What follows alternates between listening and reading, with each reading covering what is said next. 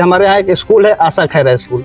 School पूरा मतलब खेत के बीच में बना हुआ है। आज तक उसके रोड का काम मतलब रोड मिला ही नहीं उस स्कूल को। गाली के बारे में क्या कहेंगे? मुझे लगा कि विधायक जी वाला जो गाली चलता है एनी टाइम, उसके बारे में आप सवाल कर रहे हैं। उनको क्या माफी मांगना चाहिए था या नहीं उस परिवार से जिसको उन्होंने उतनी गंदी गालियां दिया था? हमारे वर्तमान विधायक जी भी हैं, तो उनको तो ये फेसबुक पे अक्सर हम लोग देखते हैं, सबसे पटका पटकी गाली गलौज उनका चलता ही है। बहुत लोगों ने कहा कि झगड़ा करके इन्होंने जीत गया। हिंदू मुसलमान चाहिए, इंडिया पाकिस्तान चाहिए। तो अभी हमारे साथ मौजूद है यहाँ के वर्तमान जिला परिषद जिनसे आप परिचित होंगे ही। तो एक बार आपको बता देना चाहते हैं, बहुत सारे ऐसे दर्शक हैं जो नहीं भी पहचानते हैं। तो ये है अशफाक अहमद जी, सुद्दू भाई के नाम से भी इनको जाना जाता है। तो ये प्रत्याशी के रूप में आए हुए हैं, जनसुराज के यहाँ के विधायक प्रत्याशी के रूप में। तो इनसे हम बात करेंगे। तो सर बहुत बहुत स्वागत है आपका। आपका भी बहुत बहुत धन्यवाद। सर हम जानना चाहेंगे कि जैसे यहाँ पे वर्तमान में राजद के विधायक हैं, इसके पहले जो और भी दो अगर हम कैंडिडेट की बात करें तो एक मिथिलेश तिवारी जी हैं और मंजीत सिंह जी, एक बीजेपी के हैं और एक जदयू के हैं। तो इन लोगों से अगर आपका सामना करना होगा तो उसके लिए क्या रणनीति आप अपनाएं?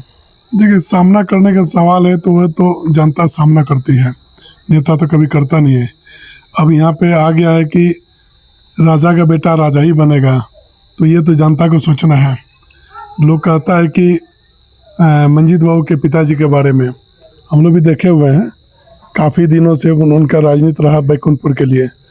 अब जो है 2 बार भी मंजीत बाबू यहाँ से जीते हैं और अभी भी कहते हैं कि जनता ने हमें यहाँ पे चुना है, रखा है, तो अब भाई किसी और को भी तो मौका देना चाहिए। और भी तो राजपूत समाज में नेता बनना चाहते हैं, जनता का सेवा करना चाहते हैं। तो वो बस एक ही चीज़ रहता है, यहाँ के लोगों को कहते हैं कि बस हम ही विकास कर सकते हैं, हमने बहुत कुछ किया है, लेकिन उन्होंने क्या किया है वही जानते हैं। अगर उन्होंने किया होता तो बिहार में शायद कुछ फैक्ट्रियाँ लगी होती और लोगों का रोजगार लगा होता। आज के डेट में सभी नेता पलायन पे बात कर रहे हैं। तो सर वही है ना, पलायन वर्ड जैसे ही प्रशांत किशोर लाए, अब सबको इसका इस्तेमाल कर रहा है। जी जी जी, ये पलायन वर्ड जो है जब यात्रा शुरू हुआ तब से हम लोग स्टार्ट किए हैं। प्रशांत जी ने एक एक गांव में घूम घूम करके चंपारण से लेकर के पूरे बिहार में दौरा किया। पदयात्री बन करके हम भी उनके साथ घूमे। हम लोग देखा एक एक जगह को, जो हालात बदहाली चल रही है बिहार में। कहीं के ऐसा है कि रोड भी नहीं है उस जगह पे। लोग जो है बीच रोड पे धान लगा दे रहे हैं, पानी लग जा रहा है। तो खैर वो तो विकल्प है, आज नहीं तो कल किसी का सरकार आता है, नेता अच्छा नेता रहता तो बना भी देता है, लेकिन उससे गरीबों का तो पेट नहीं भरने वाला है। यहाँ चाहिए रोजगार, चाहिए फैक्ट्री चाहिए। आज ने किसी नेता ने ये चीज सोचा नहीं। यहाँ पे हमारे वर्तमान विधायक जी भी हैं, तो उनको तो ये फेसबुक पे अक्सर हम लोग देखते हैं, सबसे पटका पटकी गाली गलौज उनका चलता ही है। मेरे साथ भी ऐसा ही, जब चुनाव था जिला परिषद का, तो उन्होंने एक दिन पहले हमसे भी पंगा ले लिए, जबकि वहाँ पे कोई मुद्दा नहीं था हमसे झगड़ा करने का। और उनका सीधे डायरेक्ट मेरे पे निशाना था कि इनको किसी तरह डैमेज करके और हम इनको यहाँ से राजनीति पतंग कर दें। तो जब आपके साथ घटना हुआ तो इसके बाद देखा गया कि कहीं ना कहीं जनता आपको उससे ज़्यादा प्रेम दिखाया। जी, जनता जो है मुझे पसंद किया और मैंने बहुत लोगों ने कहा कि झगड़ा करके इन्होंने जीत गया। अरे भाई, कौन सा हमारा समाज का लोग था कि हमें अकेला वोट दे दिए तो हम जीत गए? सही बात है। कोई भी किसी से भी पूछेगा मेरे बारे में, क्षेत्र में कोई मेरे बारे में खराब नहीं कर सकता है। मैंने जितना फंड होता है हमारे जिला परिषद में वो मैंने खर्च किया है और करता भी हूँ। सर एक बात आपसे पूछना चाहेंगे, आजकल जो देख रहे हैं कि न्यूज़ में बोर्ड और रोड, इसका लड़ाई काफ़ी ज़्यादा चल रहा है। हमारे विधायक जी लोग में बोर्ड और रोड का लड़ाई चल रहा है कि हम रोड बनवाए, बोर्ड वो लगवा दिए। तो इसके बारे में क्या कहेंगे? ये देखिए, विधायकों का शुरू से परंपरा रहा है, पहले बोर्डे बनाते हैं, रोड बने चाहे ना बने। अभी हमारे यहाँ भी रोड बनी हुई है, लेकिन विधायक जी ने तो रोड बनवा दिया, लेकिन किनारे में जो मिट्टी डाला जाता है, ईंट बिछाया जाता है, उन्होंने ऐसा काम नहीं किया, जिसके वजह से लोगों के जाने आने में गाड़ियों का परेशानी होता है। किनारे में लोग उतार नहीं पाते हैं, क्योंकि मिट्टी नहीं है तो साइड कैसे लेगा। पतला रोड है, 10 से 12 फुट का रोड है, उसमें क्रॉस नहीं हो पाता है। जैसे सर आप क्षेत्र का भ्रमण कर रहे हैं तो यहाँ पे भी आए हुए हैं, तो यहाँ का मुख्य जो समस्या है आपको क्या नजर आया कि अगर आपको मान लीजिए कि जनता मौका देती है तो आप सबसे पहले यहाँ पे किन किन चीज़ों पे काम करना शुरू करेंगे? देखिए, जनता मुझे मौका देती है। सबसे पहले शिक्षा पे जो बात हमारी चल रही है, हमारे पार्टी की जो बात है, 5 मुद्दों पे बात है। पहला शिक्षा पे है। शिक्षा इस तरीके से हम लोग सुधार करना चाहते हैं। बहुत लोग कहते हैं कि भाई प्रशांत किशोर इतना जल्दी कैसे कर देंगे। तो जो सरकारी स्कूल में 500 से 800 रुपया बच्चों को हर महीने मिलता है, अभी भी आ जाके पता कीजिएगा, वही पैसा जो है हम लोग, जब तक विधि व्यवस्था हमारी सरकार बनती है, तब तक विधि व्यवस्था जब तक ठीक नहीं होता है, तब तक हम वो पैसा जो है प्राइवेट स्कूल में दे करके उन बच्चों को पढ़ाएंगे। सर, यहाँ पे एक मुद्दा है जो लोग उठाना चाह रहे हैं, लेकिन अभी उस चीज़ को पहुंचा नहीं पा रहे। जैसे हमारे यहाँ एक स्कूल है, आशा खैरा स्कूल। स्कूल पूरा मतलब खेत के बीच में बना हुआ है। आज तक उसके रोड का काम, मतलब रोड मिला ही नहीं उस स्कूल को। तो उसके बारे में हम लोग चाहते हैं कि उसको रोड मिले, क्योंकि वो एक स्कूल है।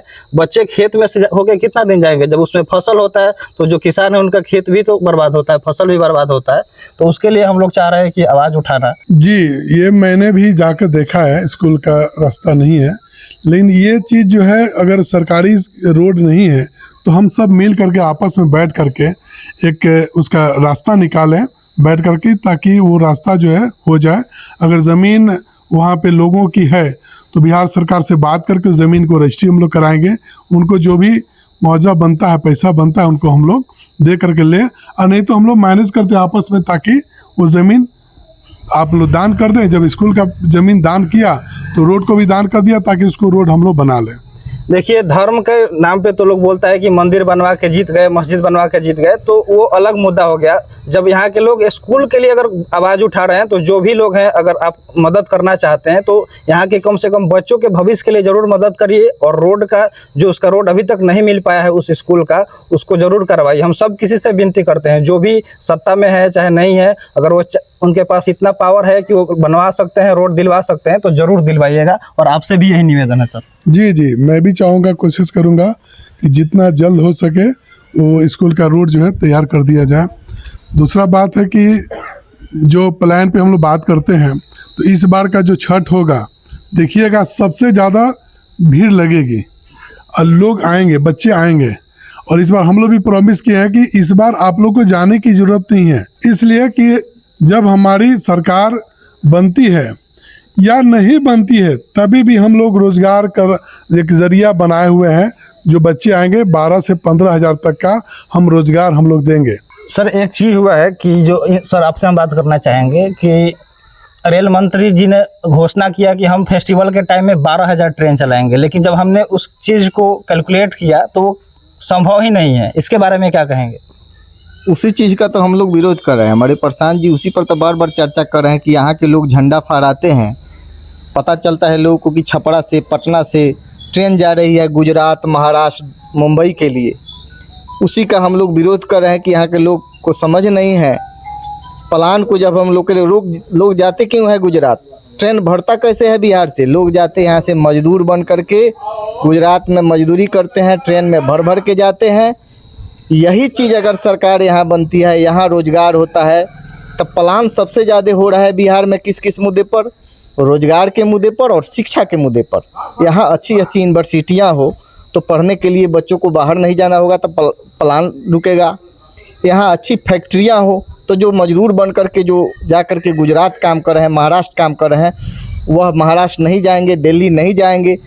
तो ट्रेन की ज़रूरत जो है आपको सिर्फ घूमने के लिए होगा, न कि मजदूरी करने के लिए होगा। उस चीज़ का विरोध करते हैं हम लोग जो है, रेल मंत्रालय हुआ चाहे कोई भी मंत्रालय हो, बिहार में रोजगार का सबसे बड़ा मुद्दा है। सर, ये संख्या का हम बात पूछे कि मतलब 12,000, क्योंकि पूरे भारत में हमने रिसर्च किया तो लगभग 13,500 के अराउंड में ट्रेनें चलती है।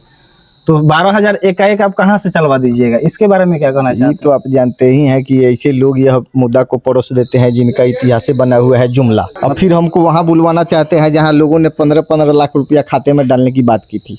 तो ये 15,000 तो छोटी बात हो गई ट्रेन चलाने की। मोदी जी का एक सभा जो होता है उसमें कई करोड़ रुपया खर्चा होता है जी। अगर सभा को रोक दिया जाए, सभा करें, रोकना नहीं है, लेकिन उस सभा को उस तरीके से अगर रोका जाए तो उसमें कई फैक्ट्रियां बिहार में लग सकती है। मतलब कॉस्ट कटिंग किया जाए कि उसमें जी जी जी।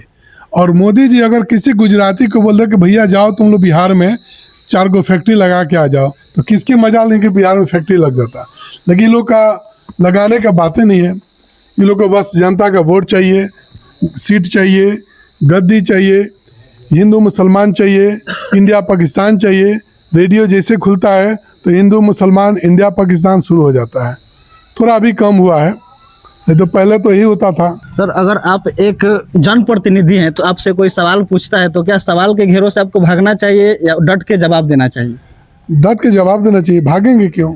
नहीं तो यहाँ पे जैसे बहुत सारे लोग ऐसे करते हैं कि आप गलत सवाल पूछ रहे हैं, ऐसे सवाल पूछ रहे हैं, तो सवाल भी कुछ, सवाल का भी कोई लेवल होता है क्या? नहीं, सवाल तो कुछ भी पब्लिक पूछ सकती है, हमको जवाब देना है। वहाँ पे हम भी जिला परिषद यहाँ पे।